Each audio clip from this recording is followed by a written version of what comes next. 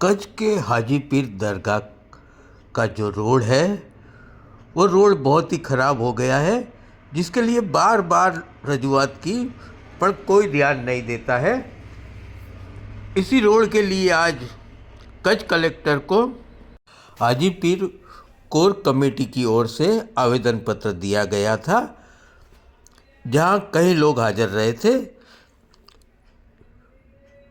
कच्छ के लड़ायक यंग नेता याकूब मुतवा ने धारदार रजूआत की थी कलेक्टर के आगे। उसके साथ ही कच्छ के सीनियर नेता हाजी इब्राहिम हालेपोत्रा साहब ने भी ज़ोरदार रजूआत की थी। 2 रोज़ पहले ही मैं वीडियो बना चुका था कि कच्छ के यंग मुस्लिम भी और सीनियर मुस्लिम भी कोई भी काम हो सबसे पहले आगे ही रहते।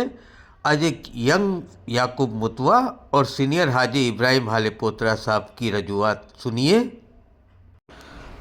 मुस्लिम समाज को ऐसे ही लड़ायक रजूआत करने वाले नेताओं की ज़रूर है। देखिए पहले याकूब मुतवा का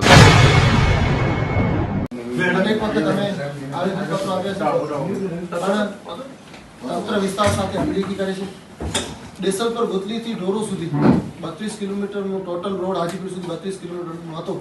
16 કિલોમીટર જે રોડ બનાવ્યો છે એ એકદમ ખરાબ ક્વોલિટીનું મટીરિયલ અને એટલું ખરાબ કામ કરવામાં આવ્યો કે રોડ અત્યારે તૂટી ગયો છે સમગ્ર ડેસલ પરથી ઢોરો સુધી। પછી ઢોરોથી હાજીપીર સુધી જે 32 કિલોમીટર હતો તેના માટે પૈસા પાસ કરાયા, રોડનું કામ ચાલુ કર્યું, પણ તંત્રની એટલી મીઠી નજર હતી કે કોન્ટ્રાક્ટર કામ કરી અને 2 વર્ષ ગાયબ થઈ જાય અને તંત્રના પેટનું પાણી ના લે તો વિસ્તાર માટે અમારા માટે કમનસીબી કહેવાય। અમારી રજૂઆત એ છે કે ઢોરોથી ડેસરપર સુધી જે રોડ પહેલા 22 કરોડના ખર્ચે બન્યો છે એનું કામ રિપેરિંગ વ્યવસ્થિત કરવામાં આવે અને એના માટે માર્ગ અને મકાન પેટા વિભાગ નવી દરખાસ્ત પણ મૂકે અને અત્યારે રિપેરિંગ કામ ચાલુ કરે અને ઢોરોથી હાજીપીર સુધી જે રોડની નિશાની બાકી નથી રહી। આ રોડ ઉપર અડાણીની મોટી મોટી ટ્રકો ગુજરતી હોય અને તેને ખાવડા પહોંચાડવા માટે તંત્ર પોતે મહેનત કરતો હોય અને વિસ્તાર માટે આટલું રોડ ન કરી શકે।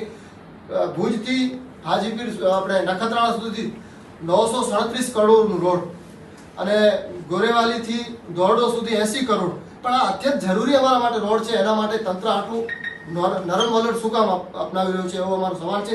અને અમારી મુદત 8 દિવસની છે।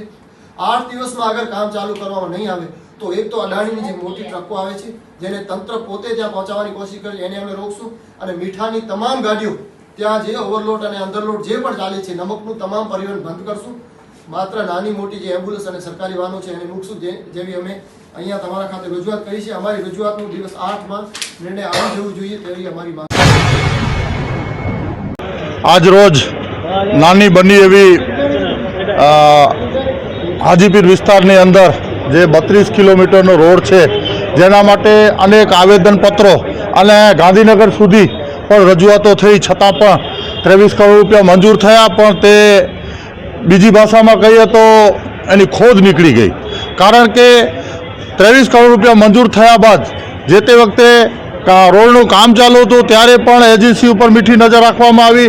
ત્યારબાદ એજન્સીને ટેન્ડરની અંદરની પ્રક્રિયામાં પણ 3 વર્ષ તેને નિભાવણીનો ખર્ચ પણ સાથે આપવામાં આવે છે અને તે નિભાવણીના ખર્ચ પેટે એડવાન્સમાં રૂપિયા પણ આપી દેવામાં આવે છે। પણ કમનસીબી છે તે વિસ્તારના માનવીઓની કે કમનસીબી છે આ તંત્રની કે તેમણે 3 વર્ષના ગાળા દરમિયાન જ્યારે પણ રોડ નાનો મોટો બગડે તો એને રિપેરિંગ કરવાનો હોય છે, તેની દરકાર ન લીધી, જેના કારણે અત્યારે રોડનો નામો નિશાન મટી ગયેલું છે।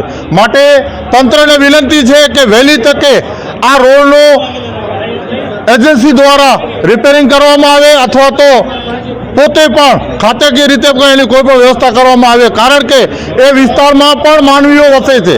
કારણ કે એ વિસ્તારની અંદર કોઈ એક કોમ્યુનિટી વસતી હોય કે એ વિસ્તારની અંદર કોઈ એક કોમ્યુનિટીનો ધાર્મિક સ્થળ આવેલું હોય તો તેના માટે દરકરાર લેવાની જરૂરત છે। તંત્રને પણ વિચારવાનું આવશે તો ક્યાંક ને ક્યાંક આપણે ભૂલા પડી રહ્યા છીએ, કારણ કે હાજીપીરને માનવાવાળા હિન્દુ મુસ્લિમ સર્વે છે। માટે તેનો મેળો તાત્કાલિક હમણાં આવવાની તૈયારીમાં છે। 2 મહિનાની અંદર ત્યાં સુધી કમજ કમ ત્યાં કને લાખોની સંખ્યામાં વાહનો આવે છે, હજારોની અને લાખોની સંખ્યામાં માણસો આવે છે। માટે મારી વિનંતી છે કે આજે જે આ ગ્રામજનો ત્યાંથી વિશાળ સંખ્યામાં બહોળી સંખ્યામાં જ્યારે અહીં આવ્યા છે તો તે વાતને ધ્યાને લઈ હાજીપીરનો મેળો શરૂ થાય તેનાથી પહેલાં અને ક્યાંક તંત્રનું ખરાબ ન લાગે, કારણ કે સુવાવડની બેન દીકરીઓ પણ આ જ રસ્તેથી નીકળે છે અને 10-10 ને 5-5 ફૂટના ખાડાઓ ત્યાં કને આવેલા છે, રફડીવાળો વિસ્તાર છે, તો તેનો પણ જવાબદારી સરકારની ક્યાંક ને ક્યાંક રહેતી હોય છે. માટે ફરીથી અમારી વિનંતી છે, જો 8 દિવસની અંદર કોઈ પણ નિરાકરણ કરવામાં નહીં આવે તો ગાંધી ચિંધ્યા માર્ગે દેસલપર ચોકડી ઉપર ગમે ત્યારે રોકતા રોકો આંદોલન શરૂ કરો.